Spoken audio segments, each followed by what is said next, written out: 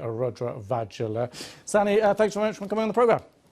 Oh, pleasure to be here. So it's quite a complicated one, this one. Let's start at the beginning. What was this trial about? Well, essentially, Sepp Blatter was FIFA, if you like. He was the image of FIFA in a way because he brought FIFA and FIFA World Cup across the world. That was his big thing since he became president in 1998. Michel Platini was the head of UEFA. When Blatter first became head of FIFA, he asked Platini to be an advisor. That's what he said in court today. They had a gentleman's agreement, they said, between them, and as a result, Platini didn't actually ask for payment for several years later. When that payment was then made, at just under $2 million US, that's when some alarm bells were raised, and that's essentially what this trial was about, because it was deemed that potentially this was a corrupt payment made to Platini.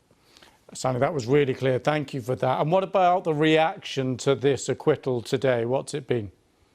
Well, I mean, in a way, it's been quite a surprise from a lot of the footballing world. These two were both banned from footballing activities for a number of years. There was a prank a number of years ago as well, 7 years ago, when this first came to light, where Simon Brodkin, a British prankster, threw some fake US dollars at Blatter at a press conference, and the image of these dollars raining around Blatter, given that he was seen as Mr. FIFA and there was corruption investigations going in to the organisation, meant that this kind of image has stuck with them, and with the bans, of course, for both of these two, it's meant, for many, it was assumed that today would be almost a formality. So for them both to be acquitted in the eyes of some football fans, it's quite a surprise.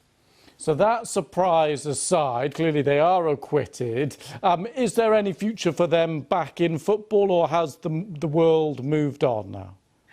Well, for Blatter, with this huge personality, if he was younger, he probably would come back. But he's approaching his 90s now. I think for him, his day may be over. But Platini was actually asked after the trial whether he would think about coming back into football. He's only 67, and he joked he's still young and he still could have a role there. So he's not ruled it out. And certainly, when you think about his background with UEFA, of course, he was a French national team captain, won the European Championships in 1984, so he's got a wealth of experience as a former player. So regardless of all this other issues around him, as a potential candidate, he would be someone who could get back into football administration. Whether the footballing world would like him back, that's another question. Interesting stuff. Another question for another day. Sanny.